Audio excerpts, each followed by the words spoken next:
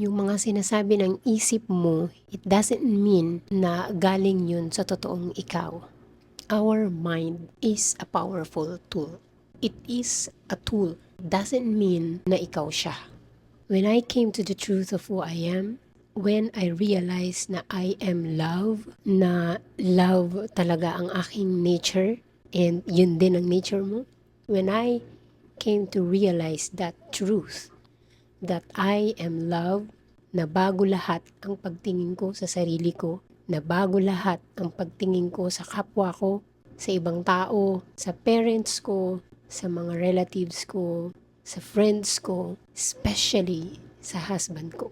Noon sobrang fascinated ako sa personal growth, sa mga self-help books, sa mga law of attraction teachings, and talaga namang nakatulong siya sa akin sa career ko noon na nag-work pa ako noon sa Metrobank. Lahat ng gusto kong ma-achieve, na-achieve ko. Nagsimula ako sa pagiging staff and then hanggang sa naging officer ako. And ganun din nung nagtayo ako ng business, na-achieve ko yung mga gusto kong ma-achieve by applying the law of attraction teachings. But when it comes to sa relationship ko sa husband ko noon, kahit sobrang positive ko noon, well, at least yun yung tingin ko sa sarili ko noon, very positive ako. Pero bakit pagdating sa husband ko noon, sobrang nasasaktan ako. Dati may narinig ako na kapag masyado kang nasasaktan ng isang tao, dahil sobra din yung pagmamahal mo sa kanya. Kaya sobra ka ring nasasaktan kapag na-trigger ka or kapag may nangyaring hindi mo nagustuhan. Pero dumating minsan o madalas noon na gusto ko nang makipaghiwalay sa kanya. Kasi nahihirapan na sobra yung feelings ko. Gusto ko lang talagang i-end na yung relationship namin. I don't care kung ano sasabihin ng ibang tao. Basta ang gusto ko lang mangyari is maghiwalay na talaga kami para once and for all matapos na yung paghihirap ng damdamin ko noon. Pero one time, sa sobrang pag-aaway namin noon, sa sobrang galit ko, pinalayas ko siya. Sa sobrang sama ng loob ko noon dahil hindi niya naalala yung birthday ko. Kasi wala man lamang siyang effort na ginawa. Yung time na yun, lumaya siya. Pero after a week ata, bumalik na siya noon. Ayun, nagbati na kami. Then, after ilang weeks or ilang months, ganun ulit, away na naman kami. Sobrang nasasaktan ako noon. So, ang nangyari, hinayaan ko na lang. Nag-concentrate na lang ako sa trabaho ko, sa career ko, sa Metrobank noon. Halos lahat ng mga goals ko noon, pagdating sa career ko, lahat yun na-achieve ko. Pero pagdating sa relationship ko sa husband ko, doon talaga ako masyadong nahirapan. Ang gusto ko lang naman kasi yung peaceful, connected kami palagi, naiintindihan niya ako. Kaso bakit ganun ang hirap niyang intindihin? Yun yung palaging nasa isip ko noon. Yan yung senaryo namin noon, away bati, away bati. Pero ayoko ng ganung buhay. Gusto ko lang peaceful palagi at connected kami mag-asawa. But we keep repeating the same cycle. But gone are those years. Everything shifted when I came back to myself. When I return to myself, when I focus on myself, when I understand myself, how our mind works, how the mind works on the subconscious level. Everything began to change when I stopped fixing my husband, when I stopped looking at his flaws, when I stopped wishing na magbago na siya, when I stopped thinking na dapat ganito siya. Everything changes when I stop giving attention outside of myself. Nung tiningnan ko yung sarili ko, inobserbahan ko ang sarili ko, dun ko na-realize na everything is happening within me. Doon ko na-realize yung inner dialogue ko, yung self-talk ko, kung ano kasi yung inner dialogue mo, yan ang nangyayari. Yan ang nagmamanifest sa buhay mo. Yan ang nagiging experience mo, reality mo sa buhay mo. And yung self-talk mo is pretending na ikaw yan. She wants to keep you safe. But I am here to tell you, my friend, that that is not your true self. That is the great pretender. Yung self-talk mo na naka-default sa negative is pretending that it is you, but it is not. Okay, let's name her the great pretender or pretender. Kasi nagpe-pretend siya. She is pretending that she is you. She wants to keep you safe. It wants to keep you safe, but it is not you. Yun yung sinasabing inner child natin. Ang inner child natin is simply our subconscious programs. Yung parang sa computer or sa cellphone mo, yung software program niyan. Parang ikaw yung computer, yung hardware system. Pero kapag ka wala siyang software program, hindi siya magpa-function, di ba? Nagpa-function lang ang isang computer kapag meron ka ng in-install na software program. Yung ating subconscious mind, yun yung ating software program. Kung ano yung naka-install dyan sa subconscious mind mo, yaan yung ibibigay niya sa'yo. We call that pretender kasi nagpe-pretend siya na para maging safe ka, para i-protect ka niya. But, hindi siya yung totoong ikaw. Yan si pretender, yan yung nakabase palagi sa past, sa programs. Si pretender ang nagkokontrol ng buhay mo. Nakatira siya sa subconscious mind mo. And yung subconscious mind mo ang nagkikreate ng life experience mo 95%. And remember, that is the pretender, pretending to be you. But it is not the real you. The real you is the one who observes that. That observer is the real you. That who is aware of that pretender is the real you. And that is not affected by anything. It just is. And that is love.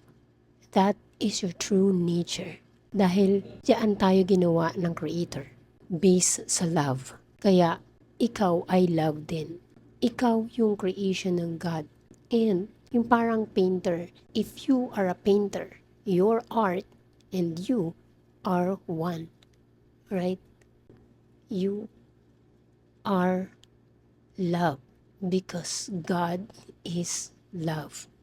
And so you are love. That is who you really are. And when you return to that, when you awaken to that, love naturally flows. You will see everything and everyone from that place, which is love, because that is your original nature. That is the real you. When you awaken to the love that you really are, everything around you begins to change. Everything around you becomes different because you are now seeing them from the lens of love. You are now perceiving them from the lens of love. Everything becomes peaceful, beautiful, and perfect as it is because you are that. Yung pag-aaway namin noon, kaya kami nag-aaway noon kasi nakikinig ako sa mga sinasabi ng isip ko. Yung mga sinasabi ng isip ko is puro negative. Based yun sa programs, sa past ko. Kasi noon nakikita ko yung nanay at tatay ko, palagi silang nag-aaway. Palaging nagsisigawan, palaging nag-aaway. Yun yung senaryo ng nanay at tatay ko noon nung maliit pa kami. Kaya ganun din yung experience ko ngayon sa asawa ko. Parang automatic siya. Hindi mo siya kontrolado. Na yung sinasabi ng utak mo, ito dapat yung gawin mo. Noon kasi hindi ako aware sa mga iniisip ko. At kapag hindi ka naging aware sa mga iniisip mo, patuloy kang naka-default sa negative programming na na-acquire mo noong bata ka pa. And it applies to all. Lahat tayo pare-pareho. And kapag ka hindi ka nagising sa totoong nature mo, which is love, your true nature is love. Yung isip natin, yung subconscious natin, is a great pretender. That pretender is not the real you. Kailangan mo siyang harapin. Kailangan mo siyang makita. Kailangan mo siyang i-observe. That is how you awaken to who you truly are. Because our original nature is love. We are created out of love.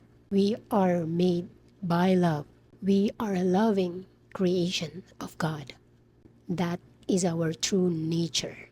Yung mind natin na nagpe-pretend na naka-default sa negative, once na na-observe mo siya, once na na-catch mo siya, and na-identify mo kung ano yung sinasabi niya sa'yo, and because she is pretending to be you, and then you become aware of her. Once you become aware of her, the pretender, hindi na siya makaka-apekto sa'yo. Ang common advice sa atin palagi is maging positive thinker ka or think more positively, replace negative thoughts, say affirmation. Yes, nakakatulong naman talaga siya, pero to a certain point. But if you still believe that voice is you, pinapalitan mo lang yung content niya. But it is not you. The real you is the one who is aware of that voice, of that pretender. You see the difference? There is a pretender. There is a voice in your head pretending to be you. And that awareness, yung nag-o-observe doon sa voice na yun, that is the real you. That is not affected by anything. The observer is the real you. The observer of that pretender is the real you. The observer of that voice pretending to be you is the real you. Eto pa, if you can notice the voice in your head, that only means that you are not that voice, because you are noticing it. You are being aware of it. That observer notices, or yung observer, siya yung nakaka-notice, siya yung nakakakita, siya yung aware doon sa voice na yun. So parang dalawa kayo, di ba? One is a pretender, one is the true self. The awareness, the one who is aware of that voice, of that pretender, doesn't panic. Awareness itself is quiet. It doesn't argue, defend, or panic. Magmula nung ma-observe ko yung aking inner dialogue, doon nag-umpisa lahat. Para akong nagising. That is called the awakening. And gusto ko rin yung mangyari sa'yo. That's why I created this channel. I want to help people na nagsasuffer na hindi naman dapat. They suffer from their wounds, from the past wounds, from the past hurts, from the pain, na parang yung pain and yung wounds ay parang ikaw yun, but it's not. Kasi when you start hearing them, yung repetitive na sinasabi niya sa'yo, if you start observing them as a voice in your head, it's just a voice. It's not your identity. It's from your past programs. It is not you. It doesn't define who you are. It doesn't define who you are. It is not you, my friend. Pero, hindi naman ibig sabihin na yung subconscious mind natin or si pretender ay kaaway na natin. It doesn't mean na magagalit tayo sa kanya. No. Because that is part of who you are. That is your past experience. Hindi porket nakita mo na siya as the pretender self, as your false self, it doesn't mean na i-reject mo na siya. It doesn't mean it's a bad thing. It's not. Ang kailangan lang mo lang is i-observe siya, i-acknowledge mo siya, i-love mo siya, because that is your inner child. I-love mo siya, i-acknowledge mo siya, and sabihin mo sa kanya, I love you, I acknowledge you, but I am not you. Ako yung totoo. Ikaw yung observer. Ikaw yung higher self. Ika nga, you are the higher self. You are the true self. Do not try to silence the pretender. I-recognize mo lang yung pattern niya. Once na na-recognize mo yung pattern, yung mga sinasabi niya sa'yo, yan yung starting point mo. And realize that it is not your identity. It is based on programs, based on past wounds. And that changed everything. So, kapag na-observe mo na siya, yan na yung returning. That is the beginning na nagbabalik ka na sa sarili mo. Yung true self mo, your higher self, which is love.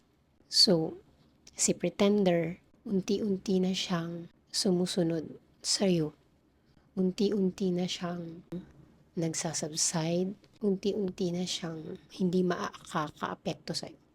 Dahil, na-observe mo na siya. Nakita mo na siya. Na-recognize mo na siya. Because ang totoong ikaw is love. Love is not a verb. It is a noun. It is your true nature. It is who you are.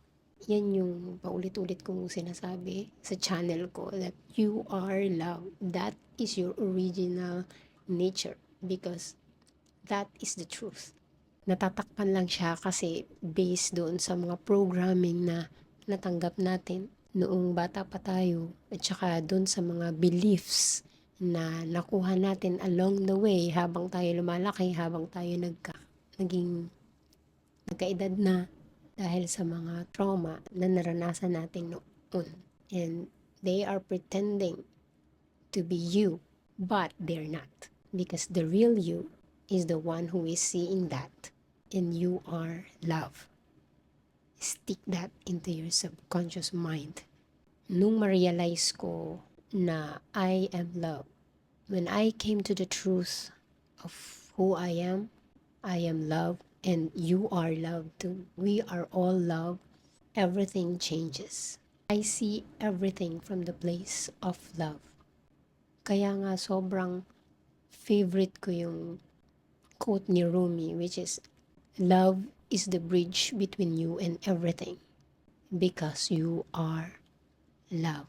When I began to see myself from that lens, from who I really am, when I began to change the lens from which I am looking from, lahat ng perceptions ko na bago lahat. And as a beautiful byproduct, my relationship with my husband naturally changes. Parang lagi kaming nasa honeymoon stage. And I'm proud to say that. Doesn't mean wala na kaming disagreement. Meron minsan. Pero, hindi katulad dati na weeks, months. Ngayon siguro, minutes. 2 minutes, 5 minutes. And, it is a genuine connection. It is a genuine love. Because I am that. And, sana, you come to realize na you are that. Because you are that. So, ang goal natin is not to eliminate negative thoughts or manalo tayo against our subconscious mind or become a perfect positive thinker. The question is, who is noticing this thought? Ibalik mo yung attention dun sa observer. That's where peace already exists. That is who you are. The observer. Maganda pala, no? Yung isa, ipangalan nating the pretender. And the true self is the observer.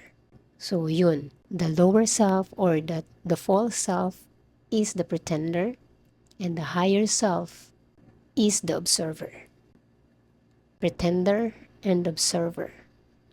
Dalawa yun.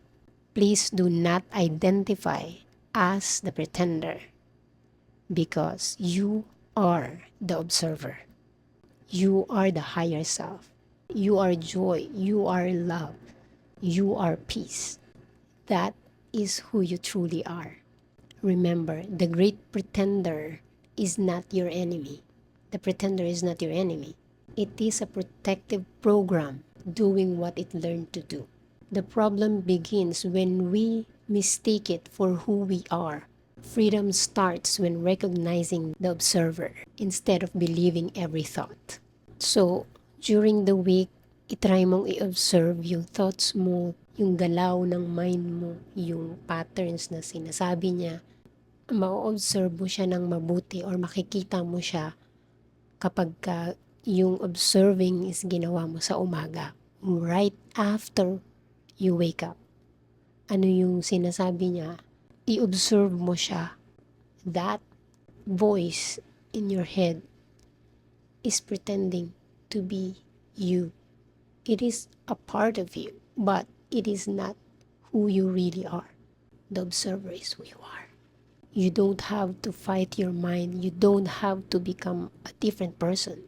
Remember, your original nature ay hindi siya nawawala. Na-cover lang siya ng past programming, subconscious programming. So, the moment you recognize the pretender, you've already stepped to the awareness that is the real you.